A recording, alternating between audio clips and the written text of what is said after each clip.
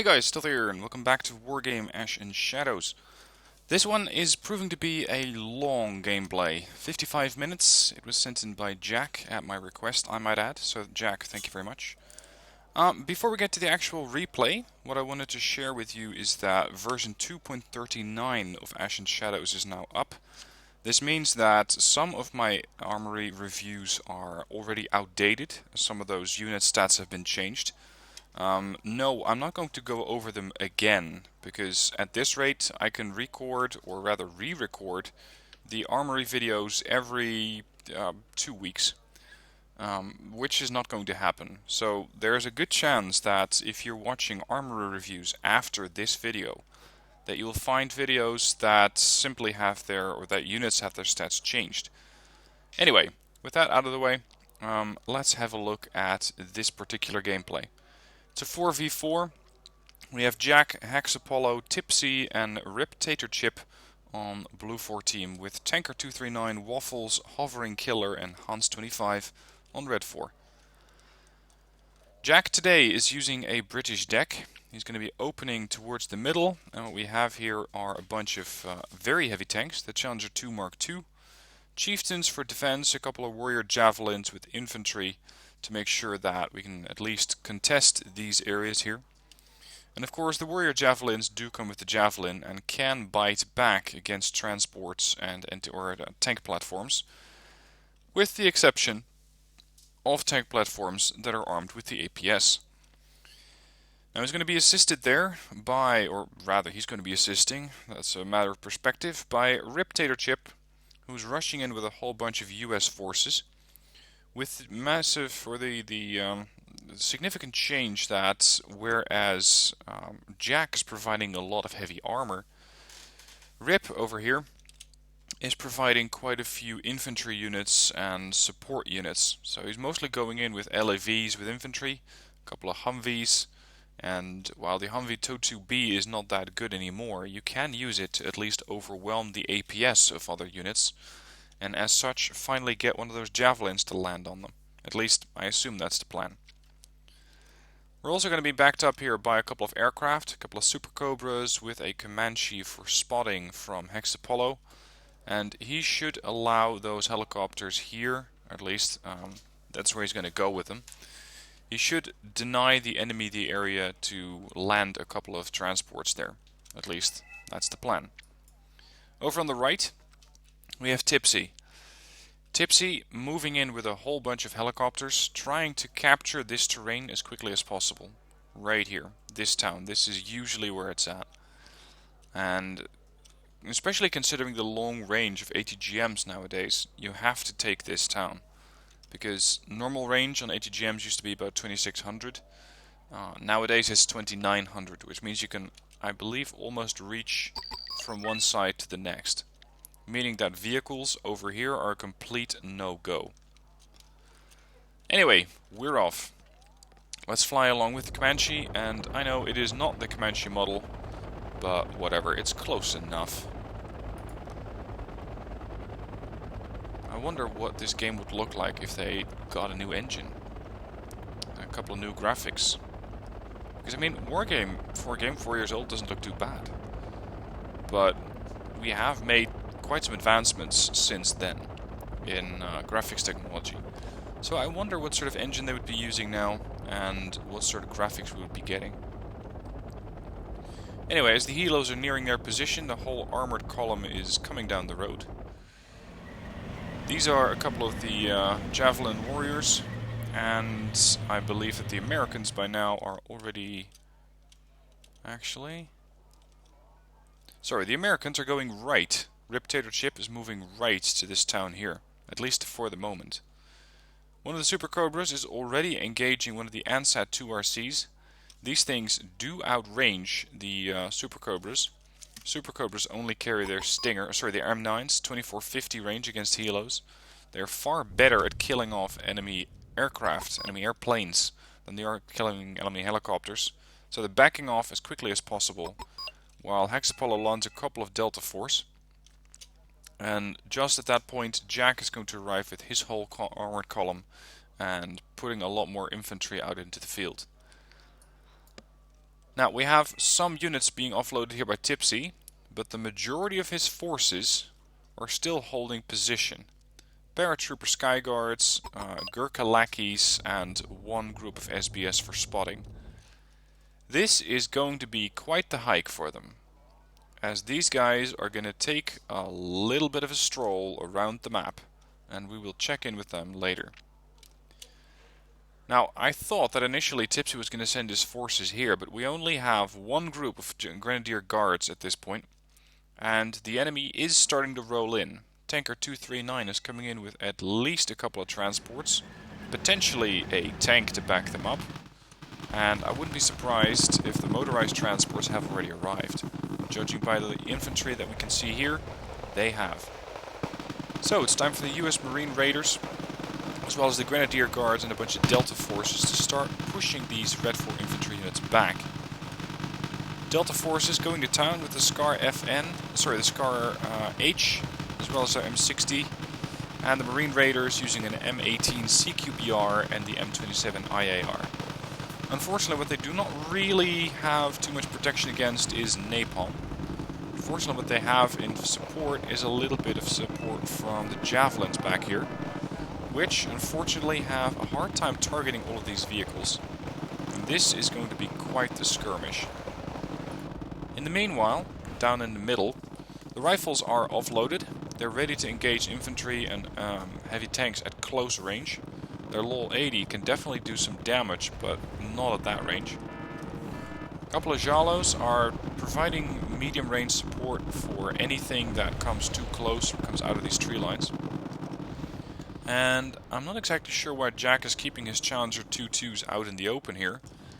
But for some reason, I don't know, he might have been distracted at this point, managing some other operation.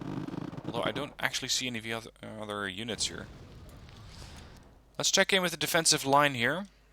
We have one LEVAD, this is the air defense unit, a couple of Darkhawks, and that's all that stands between this line and this shore over here. So if the enemy really wanted to, they could very easily fly in with a bunch of helos, overwhelm the Darkhawks, and just kill off everything that happens to be in the way.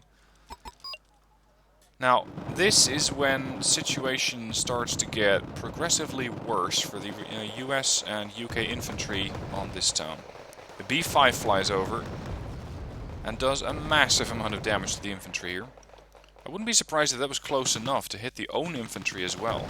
Although, at least these Specialny do not seem to be too upset with the massive hit that they just took, as they're just calm after getting hit by a, what was it, the B-25, 3,000 kilogram bomb. In the meanwhile, over on the right, the British forces are breaking out their walking boots and continuing up the hill. This is going to take a while.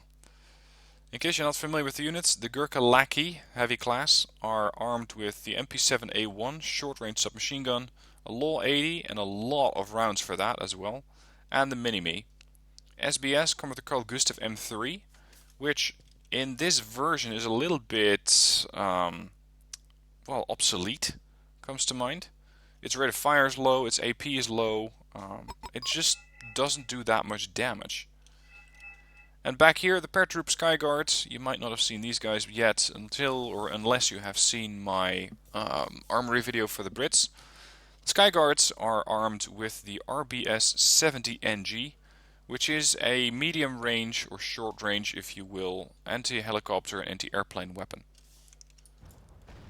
Now, the rifles are currently engaged with something that's in these woods, but we cannot quite see what they are yet. There we go, Morskaya. 30 Morskaya versus 18 rifles is not going to work out too well. So this would be a good time for the warriors to come out and help. Unfortunately, of course, the warriors still do not have a stabilizer on that L21A1 Rarden. But they can provide fire support, and with 7 frontal armor they should be able to survive at least for a while. And preferably you want these things to survive, because the Javelin that's mounted on these vehicles can do a lot of damage to enemy transports. Now, as you have seen, Red already lost one player. Hovering Killer left. I'm not sure if he got disconnected, had internet issues, or just decided to leave. At any point, he's no longer here. This means it's now the 4v3. But that doesn't mean that Red 4 has been defeated. Not by any stretch. Red is going to continue to put up a ton of resistance. Now, with a little bit of a lull in the fighting here, most of the infantry units which have taken damage are being resupplied by the Chinook, and a new group of Screaming Eagles is being deployed here into the town. Screaming Eagles, I'm still not too sure why you'd opt for these units. I mean, compared to Delta Force, I don't think they're that good. Carl Gustav M3 is alright, but a little bit obsolete as I mentioned. M60 E4 and an M4 carbine. Compare that to Delta, which comes with the Javelin, a more accurate assault rifle, and I think a better machine gun, the M60 E6, for 24 points versus 25. Sorry, yeah, this is the M60 E6, and the E4 is 25. Yeah, this one's 30 accuracy, and this one's 55. So the E6 definitely better. Anyway, back to the left. Morskaya are now getting quite heavily suppressed by one of the javelins. The other one's unfortunately already died off. But the javelin is, or sorry, the warrior is capable of doing so much damage to these guys, especially backed up with an AH-7, that the rifles for now have survived. I hope that they can keep that up, because there's not too many of them left. We also have eyes on a K-17 Boomerang. You gotta be careful with these things. These have a very long range ATGM. Very, very dangerous at that. 25 AP. Even your challengers will definitely start hurting when they see one of those things coming at them. In the meanwhile, the rifles are now engaging the Pekota, which is not going to go too well for the rifles. Surprisingly, this guy is only worried, not even panicked, after being met with such overwhelming force. But the guy, unfortunately, was not able to survive there. I mean, that was to be expected. A couple of Leyland MMLCs coming in to resupply. They have resupplied a couple of these units in here and are taking up position behind the tree lines there. Jackal out in the open. You could argue it's not the best position for a recon, but considering it's not getting shot at, and it is providing a little bit of vision around itself, well, you might as well. And it is spotting something. The BRM 3K Reese. This is, I believe, just the upgraded version of the, what was that, the BMP3, I think? Anyway, this is the recon variant. Very good optics, quite a good gun on it as well. Autocannon, 4 AP, good rate of fire, and 4 Coronet ATGMs, which are at 27 AP, very, very dangerous. They're being backed up at longer range by the T-72B1 and, interestingly, a T-95. In case you haven't met the T-95 yet, this thing fires shells at you which are 152mm caliber. 23 frontal armor means you can withstand quite a bit of battering, and 27 AP on the gun means that you're going to do a lot of damage against enemy vehicles, especially tanks, because this thing can overmatch anything. In the meanwhile, the Brits, by Tipsy, are still moving around, and paratrooper skyguards are starting to fall behind a little bit. These guys have a speed of 25, versus the 30 and 30 for the Lackey and the SBS. So they're still moving up. These guys are just going to continue their walk, and we'll, again, check in with them a little later. Now, time for this transport here to go down. Thanks to the Javelin from the Green Jackets SRR. I'm always a bit torn between infantry units such as these, which have a pretty potent weapon, like the Javelin. I mean, was it really worth it to fire your weapon and give your position away at just an infantry transport for 30 points? You could argue no, but then again, this thing might have been spotting stuff. There's always two sides to something. Let's just go with that. Now, it looks like Hans25 over here has realized that some of his vehicles are out in the open and are at risk in that sense. One of the HGMs from what I think was the other group of Green Jackets here was able to take down one of the transports. And once again, he had to move them around because they have now given their position away. These things are fire and forget, so they just need to get a short glance at the target, launch the missile, and then they can move off. And if the enemy does not have an APS, such as this boomerang, there's a fairly good chance they'll survive. But the boomerang will not. Now at this point over on the right, there's not a whole lot of defense. There's the whole line of helicopters. These were the ones that dropped off the invasion group that's heading up north over there. We have a Rover Pinky, a Challenger 2 Clip. Again, in case you haven't seen it, quite a lot of frontal armor, 25 AP on the gun. Mobility is very, very good at 550 kilometers for a tank. And aside from that, we have a Challenger Marksman, a couple of AA guns, AA missile launchers, and the SBS. So if the enemy does not put too much pressure on here, they should be fine. Now, a couple of radar AA units have been spotted. They're getting marked by attack markers and immediately getting rained upon by, let's see what sort of artillery that is, a couple of Paladins, M109A7, very accurate, 2590 meter dispersion, and you are paying a price for that. You're paying 100 points to buy these things, so there's 300 points in artillery right there. But if you can nail enemy AA units such as those, well, they're quickly going to make their money's worth. Now we spotted a couple of T-15 heavy IFVs. These things are not going to be as easy to take down with all of the javelins that we have parked in this town. Because these, with their Afghanids, are very capable of destroying enemy ATGMs as they're coming in. I think that they're rapidly... There we go. I think they've already expended all of their charges. And these things are expensive. This is 45 points that you're paying for a transport. Very, very expensive units. In a situation like this, I probably wouldn't try and spot with them. Because while they can take a hit, you can expect this town to be just completely filled to the brim with HGMs. Now the Brits are about to make it past this lake over here.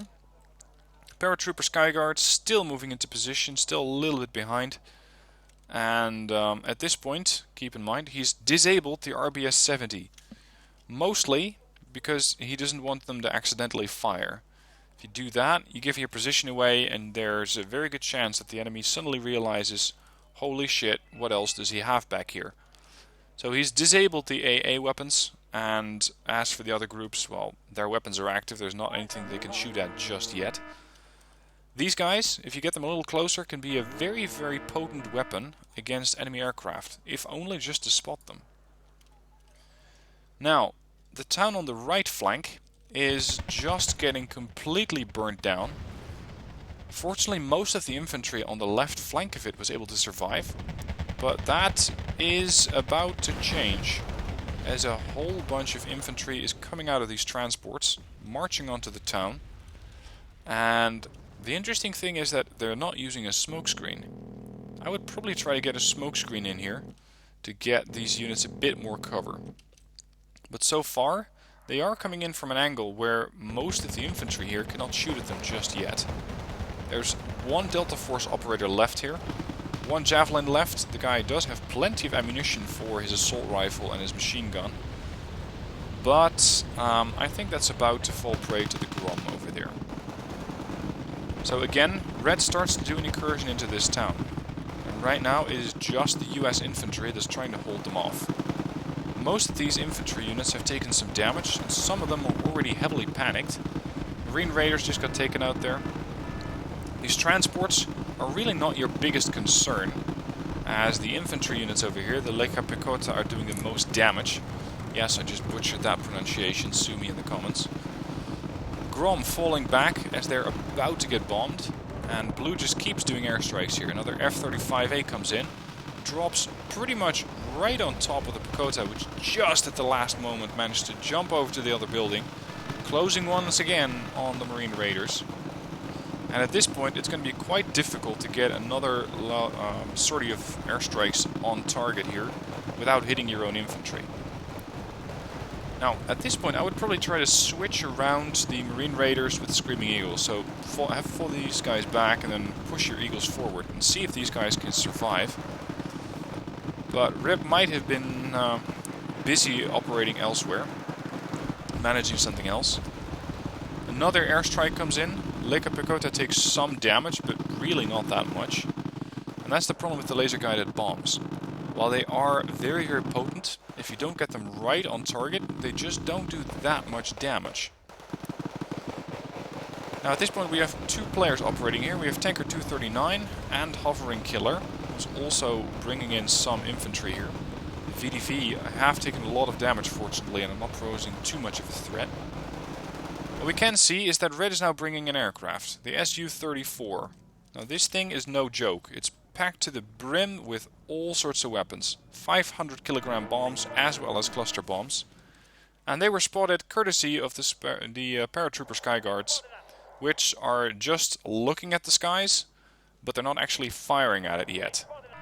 Fighter comes over, immediately gets picked up by the Skyguards, again not firing at them. Simply there to spot. And considering that this is the only... is it?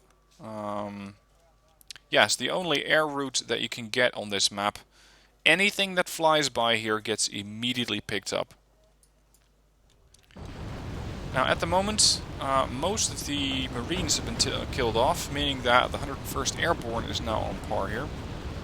These guys have taken point, and with the fire support from Hovering Killer and Tanker 239 failing here, you can see that the infantry is slowly but steadily getting pushed back as they're getting heavily engaged by the Screaming Eagles, but for some reason not by the Grenadiers. These guys are probably not capable of firing at that particular building there. Now at this point, the Gurkhas are about to get detected.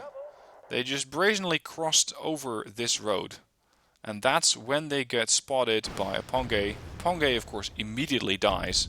But this is going to speed up the op-tempo for the tipsy units over here, as they now have to move and try and get a command vehicle out of the way. If they can do that, then there's a fairly good chance that you will be able to, at least for a moment, stall the enemy airstrikes. Now, with all of these forces detected, the paratrooper Skyguards are now allowed to fire. There's your command vehicle. This means that airstrikes at the moment are a no-go, until Red 4 is able to recapture Alpha.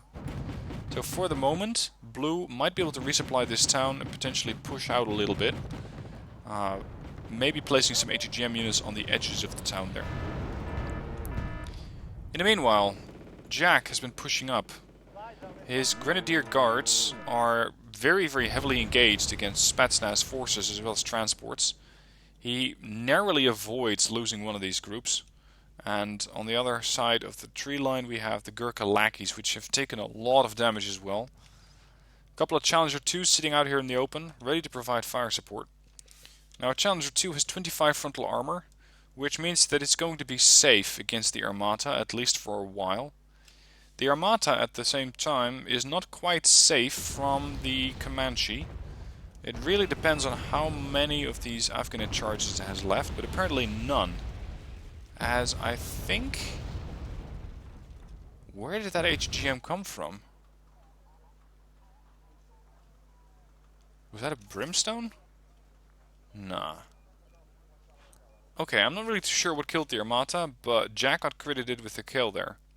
Which is interesting, because I thought it was the Green Jackets, but they haven't fired their Javelin. Never mind, we'll just leave that one to mystery. Mi-28 NW, very, very dangerous unit, especially to the Challengers. These guys, I do not believe, come with the APS, meaning that they are very susceptible to HGM fire. They're rushing into this tree line, trying to get concealed. At that point, the T-14 Armata comes in, backed up by the Mi-28, and this is when the Chieftain is starting to get to work, at least if this helo wasn't hovering so damn low, and making it very, very difficult for the Chieftain to get a good shot at it. The Comanche might be able to assist there, as the Stinger is trying, or they're, yep, actually they're trying to fire their Hellfire now. Come on.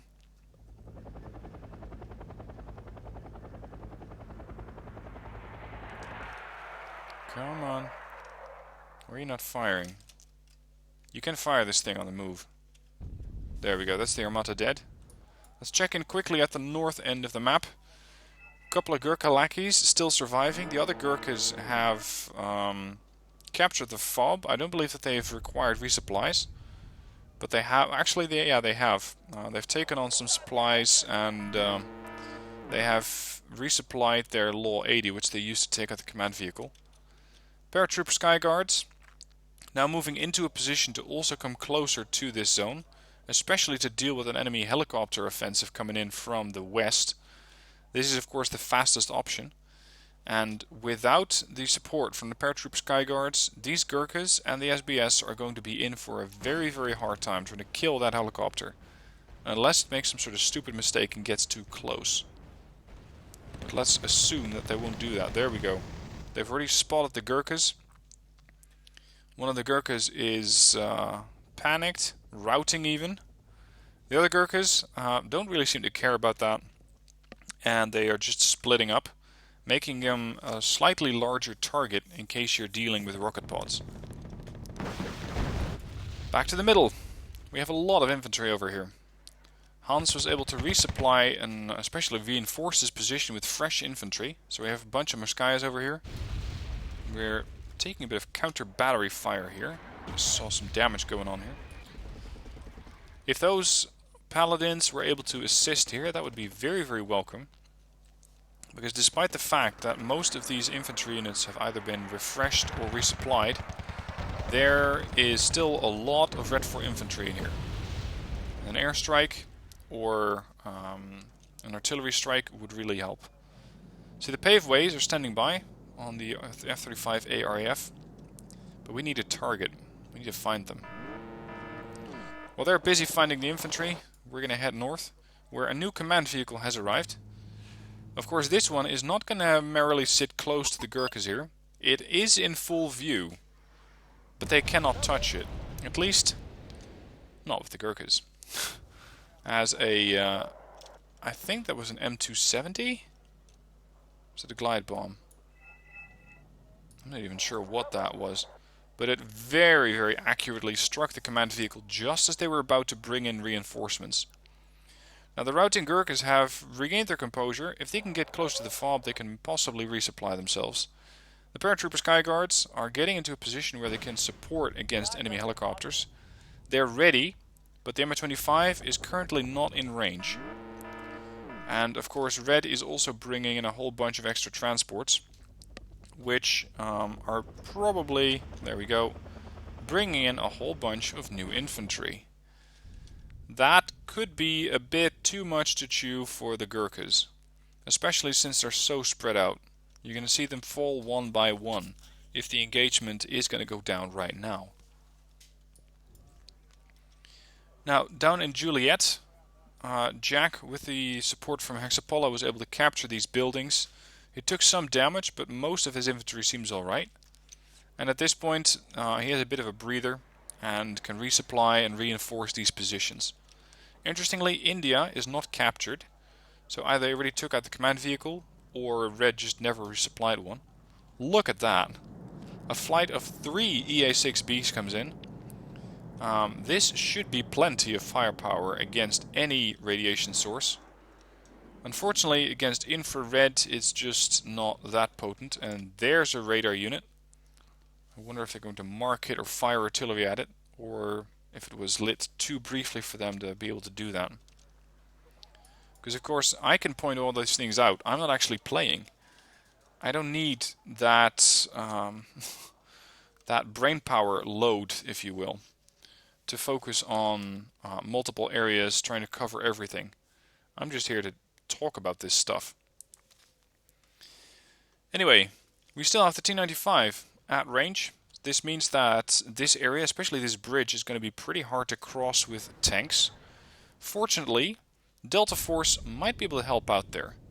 The T-95 was trying to fire its Afghanit, I think. It might, yeah, it took down one, but not two. And the Delta Force firing these, these very, very fast missiles are just able to overwhelm the APS. So in case you were wondering, is APS just some sort of weapon that makes your tanks invulnerable? No, absolutely not. They are definitely helpful, but your tanks can still be hurt. Talking of hurting, The Gurkhas are taking quite a beating from the Leka, and while they are they're fighting back, but they already lost the other two Gurkha squads. More infantry killing off the SBS over here. That leaves only the paratrooper Sky Guards, which were able to take down a helo. But against enemy infantry, they might struggle a bit. They're a regular infantry group. Not having a heavy tag is also going to make them less effective against enemy infantry and surviving those encounters. So this incursion, while it was fun while it lasted, is going to be over, I'd say, in about a minute or two. And there we go, they've recaptured it. Green Jackets, SRR, engaging a T-95 and taking it out. 145 points. Not bad for a 26-point recon squad. That's a 6 times markup, near enough. And there are some other units that they can spot. Defending this area is quite difficult, because you have some tree lines, but that's about it. So all you really have to go with are tanks. And especially with the HGMs, such as the Javelins, firing back at you at ranges which in most situations exceed the tanks, well, there's not too much that you can do. Look at that. A lot of infrared guided AA. Mostly Spogs. One of the Prowlers goes down. The other 3 Prowlers were able to survive, doing a bit of damage here and there. And unfortunately the Green Jacket team went down there. Now at this point we are engaging a couple of Chinese infantry. Correction, North Korean. Holy crap, look at that. The B5s are trying to drop on something? Really? Yep. Really. They were able to take out 2 groups of infantry there, which at this point were really not a priority to take out. They're just sitting there. So I'm not sure why it would sacrifice 2 of those super heavy bombers just to take out a couple of infantry groups that were in their position. Pretty harmless. Now this is not a fair fight. Commandosi, elite trained, 15-man squads against a couple of paratrooper Sky Guards. 10-man squads, regular trained. Their armament is worse, their firepower is worse, their skill level is worse. The only thing that these guys both have in common is that they do not have the heavy tag. But that really doesn't help the paratroopers. And with that, as the last paratrooper Sky Guard goes down, is the last of those flanking forces that was sent in by Tipsy. Still, he did a hell of a job, just causing interference over here, and as doing so, forcing the enemy to respond here. Meaning that we had less of an enemy presence in India and potentially Echo and onto that town there. Now the scores are starting to get pretty far apart at this point. 6,000 for blue, 3,000 for red. Keep in mind, red is playing with 1 man down. Hovering Killer has left, which means it's a 3v4. But still, it's not really a total steamroll. As far as points, maybe, but moving up and trying to get more and more terrain, that is proving to be quite the challenge over here. Now, this was one of those sparks that was firing at the Prowlers. And while they do have it in sight, nope, the missile narrowly missed. Let's see if the Apache... Yeah, the Apache got it. But not without taking a hit itself. Down to 3 hit points there. A bunch of Challenger 2s are ready to support and ready to move on to the next area. The Challenger 2s do not come equipped with the APS, as I mentioned previous. That means that in an open field like this, they could be at risk. And they could take quite some damage, as they are very, very susceptible to HGM planes which are flying around here. And especially the Brits do not really have any supremely long-range anti-air. The Thor MMS that they have over here is much, much more against the helicopters. The Cam is against airplanes at 5 clicks. What you really want over here is something like a Patriot to really deter the enemy from flying in with aircraft, as the Challengers are going to move up in a little bit of time. Now at this point we still have a bunch of transports and infantry over here from Waffles. He is, however, getting quite the pushback from Tipsy and Rip. And these guys do have transports which are providing fire support, as opposed to the infantry groups from Red 4 from Waffles here. Yes, they have the occasional transport, but it is no match for a Bushmaster, as an autocannon is really not going to be too impressed by your machine guns there. Now, an interesting tanker, the Chonmaho 92. I haven't covered North Korea yet. I haven't played them yet. Seems that they haven't changed that much though. They die all the same. That's for damn sure. Missile after missile comes into the tank. Already after it's been killed off, more flies in. Keep in mind that these things, these cheaps, 45-point tanks, they still come equipped with some AA weaponry. There's another red blip there. What do we have? Mi2RO. And a bunch of helos. Alright, I'm going to speed it up a little bit, as I want to cover this push that Jack is going to be doing down the middle here. And other than that, there's really not too much going on at the moment. Yes, there's a bit of infantry skirmishing here, but been there, seen that. It looks like he's coordinating with Hexapollo here, gearing up for an assault. A couple of Venoms are pushing forward, potentially trying to get the enemy AA positions. They were able to do that, but not without dying. So, mission accomplished. But, really? Anyway, we should still have, yep, there they are, the 3 Paladins, as well as the Atacams, all ready to fire. And they should, between the 2 of them, or the 4 of them, if you want to be accurate, 2 groups, 4 units, be able to do a lot of damage here. And wipe out transports, support vehicles such as AA, and potentially damage a couple of tanks if they are sitting by here. As these guys have taken heavy damage, that should mean that the challengers are able to move up. Hexapollo is going to be doing quite a lot of spotting here with a couple of marine recons, sorry, force recons. And what, there's already... Yep, red is right on point. Taking quite some offense to Hexapollo's artillery shooting there. Immediately firing back at them. But of course, thanks to the shells, which take quite a while to arrive, most of these guys are alive and haven't taken any damage. At this point, quite the plane train arrives. Look at that. 1, 2, 3, 4... What's that? 6 jets? Yeah, 6 jets, plus an additional 4 bombers. It looks like Tanker is pulling out all the stops, backed up by aircraft from Waffles and Hans. What are they trying to hit, though? Because in Albatross, oh, they're trying to kill a tank. They got the tank, that's for sure.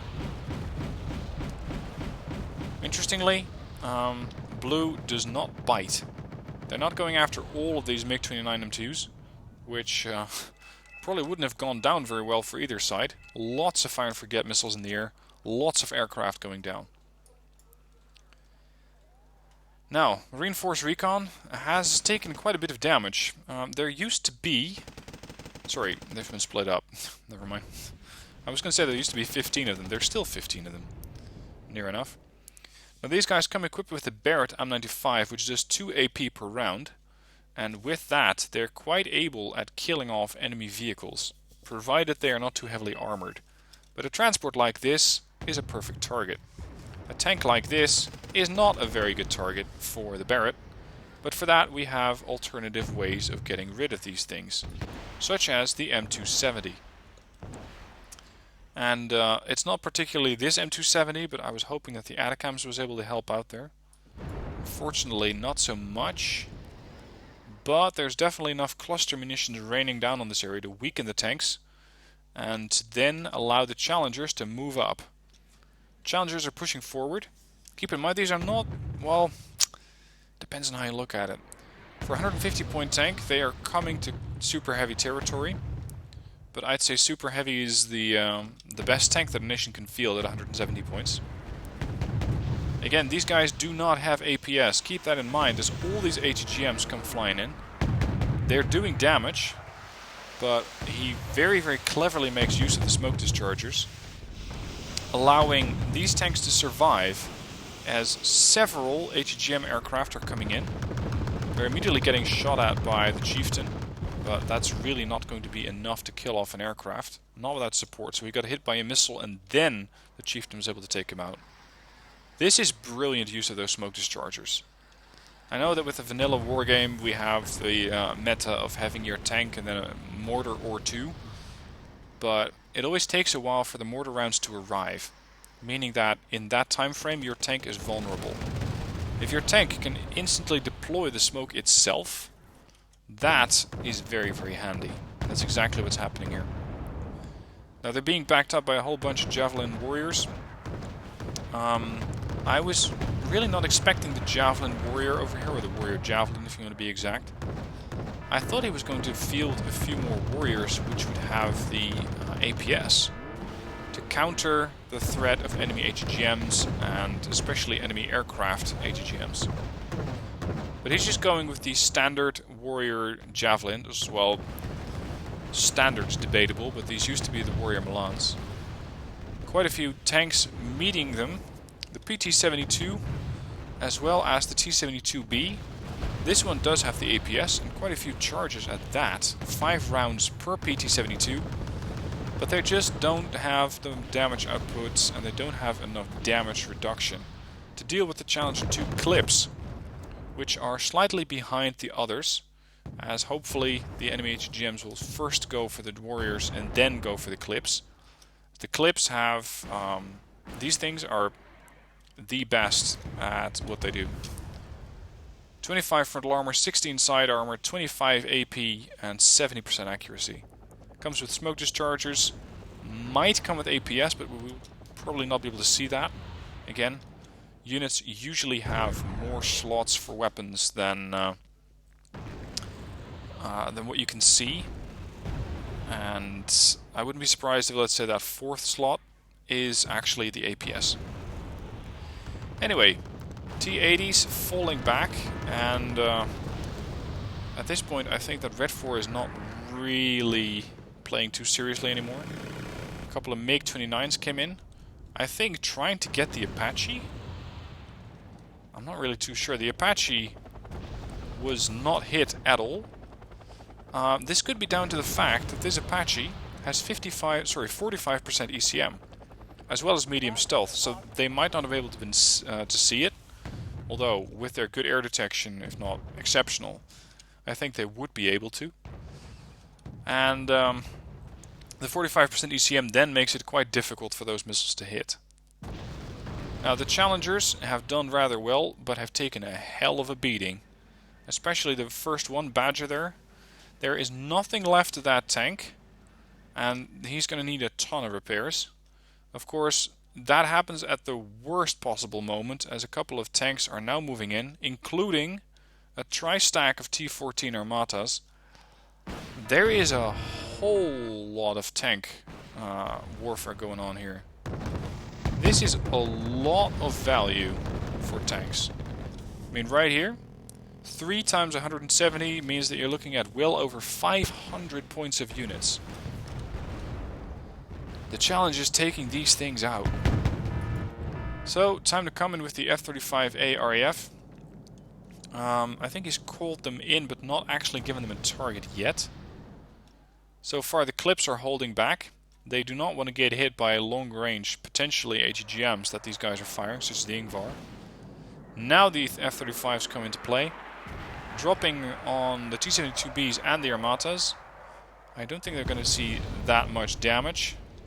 Yeah, they're able to take out one tank, but look at the Armatas. Barely a scratch on them. Sure, they got panicked. They've been hit by a hell of a bomb. And even with a Tornado GR4 doing quite some damage, they're still there. And they're still alive. The same cannot be said for Badger, and Coleman in the Challenger 2 is going down as well. Just too much firepower here. Too many big guns firing at these Challengers. Even the Challenger 2 clips at this point are starting to struggle. Between all that firepower thrown into T-14s, they're able to take out one. And especially some of the supporting tanks, such as the PT-16s, are going down. There's another 170-point kill. But the 195-point losses on the Challenger clips are definitely starting to hurt. More aircraft come in, a couple of prowlers. This time around jamming enemy radiation sources. Right there in the back. There's 1-2 harms going out, hit and kill. So that's most of the radiation weapons out. And yes, I mean radiation sounds weird, but radar guided is such a long thing to say. These things, however, are not radar guided and are still providing quite a bit of fire support and especially suppression damage at the enemy aircraft. So the prowlers were taking some damage from that, but they won't anymore. Now it's time for Bluefor to come back with a whole bunch of Apaches. This is what the Apaches were meant to do. Take out tanks out in the open. And they're having a field day with it. Brimstones, AGM 169. We're potentially going to see some Hellfires tossed in there. These tanks are forced to withdraw, because look at the amount of fire that they are able to sustain and not get killed by. These things just keep on coming. And they just shrug it off, retreat into the bushes here, and survive. That's impressive, and you would not see something like that in Wargame Red Dragon vanilla version. Now, Tunguska at long range still very, very lethal, as these two Apaches have come to regret. That was one missile from the Tunguska that killed off both of them. That's the amount of firepower that these things can fire. At this point, of course, the game has already been decided quite a while ago. 13,000 points for blue, 7,000 points for red. There's really not that much that red can still do to come back. So they seem to be trying to do a bit of a helicopter push on the right flank. HGM's coming out of these Mi-8 gunships. But a Susang Po is really not that threatening. It just doesn't really have that much of a punch. It's a 14 AP weapon. So yes, the LAV AD might be a little bit concerned about that. But the M1A2 SEP, it's just not going to care. I hope that they have enough AA over here. They do have a couple of Rapiers moving into position. And yeah, that should be plenty of AA. Challenger Marksman's probably going to run out of ammo before he takes down all of these helos by himself. And yep, he's out of ammo. And down in the middle, we have another group of Americans now taking points from Hexapollo. All of the British tanks were killed off. We're going to see some new ones come in. Another group of Challenger 2 clips, as well as Challenger 2 Mark IIs. And a lot of artillery fire, look at all that. Now, the M270 MLRS is a top attacking cluster munition, which means that these things can definitely hurt these tanks as far as there are survivors. They don't exactly know where they are, so it's just a large-scale bombardment here. Trying to get as many of these tanks damaged and potentially clearing out the way a little bit further for another tank offensive or helos, depending on what they're going to be using. Yet another B5 comes in and gets shot down. I'm not sure if it was able to drop its deadly cargo, but I don't think so. They seem fine. Alright, let's speed it up. It's the last couple of minutes of the game. Didn't really have too much going on. They're just trying to push up a little bit. This is Tipsy's Challenger 2 at this point. There's still some tanks hiding out in these tree lines. And even these guys were able to still get some good points, as they were able to kill off one of the Challengers. And they just, once again, do some damage and fall back. Again, the Apaches push forward, doing some damage. But once again, getting shot down by that Tunguska that's still out there somewhere. Again, we don't know quite where it is. But the Tunguska seems to be able to find us time and time again. And a final tank offensive here as the last Challengers rush into position. And at that point, it's pretty much game over.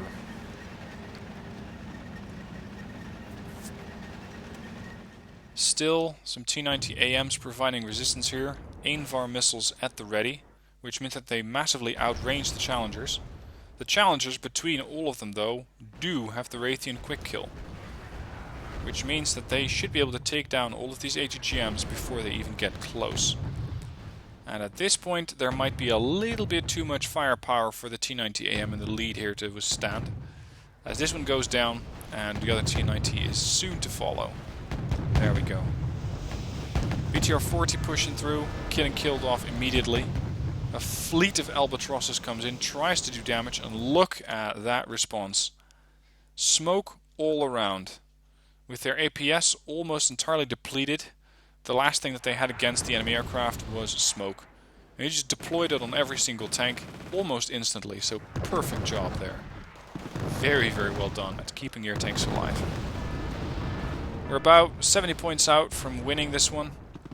With potentially a kill on these helos, that's going to be the last thing that we need here. There we go. So that was a long replay. Jack, 5,395 points with 3,321 losses. Hexapollo, very good markup as well. Tipsy, good markup. Nice work there in the back of that capture zone. And Rip made positive by a whole 14 points. So he played a very close game. Moving on to the kill list, there's going to be quite a lot over here. And the interesting thing is, look at the damage that the Green Jackets were able to put out. These guys with their javelins do a lot of damage if you let them. T-72B1, a couple of boomerangs, Formosa, T-15 Heavy, T-90. Do not challenge the Green Jackets to a fight with a tank or a transport because they will win. M270 MLRS were able to take out some lighter transports, some lighter targets such as AA guns. The Vitjaz, very, very long-range AA platform. Take out a command vehicle. This was probably the snipe at the command vehicle. Actually, no, that was not a Volk. No, never mind. I thought they were able to kill the command vehicle from the back zone where Tipsy was operating. But I think that might have been Tipsy himself who sniped it. Challenger 2s, as you can see, there's quite a lot of them. But they didn't do that much, interestingly. Especially later on, you're going to see a few more of them, but these things just die very, very quickly. They didn't really get a chance to shine. They were able to kill off some of these spike launchers, a couple of transports here, but really, a Challenger 2, you'd expect a bit more from that. Challenger 2 clip, killed a Tunguska, some tanks. See, this is something that you want to be seeing. T-72B1, PT-72, T-72B3, and a Tunguska M1. That's a good kill result for a Challenger 2. Warriors killing off the Armatas. Tank on tank is possible. ATGM on tank is still preferential in a matchmaking like this, where if you have the choice between the Challenger or the ATGMs, try and go with Javelins, so ATGMs. And most of his losses, let's see. A couple of Bulldogs, thanks to the boomerangs. Armatas were able to kill off some tanks here. Units that we see repeatedly are the Breusa. These were able to kill off a bunch of helos. Early scout helo, or actually I'm not sure if it's an early scout helo. The WA-864 killed off by the ANSAT. Look at that. Challenger after Challenger getting killed off by the PT-16s. Interesting. And finally, all of the scout helos, the MLRs, killed off by the same Tunguska. Alright, so that was another very, very long gameplay for Ashen Shadows. As I mentioned at the start, there's a good chance that you're watching this video and stats have changed, both in this video and as well as the video for the various armor reviews that I have. The next armor review will be 2.39, and I'll definitely mention that in the video itself. So again, stats will probably have changed, and no, I'm not going to be doing these armor videos all over again. You're going to have to make up the difference as there is some. Anyway, that's it for today. Thank you for watching. Hope you enjoyed it, and I'll see you soon for more videos.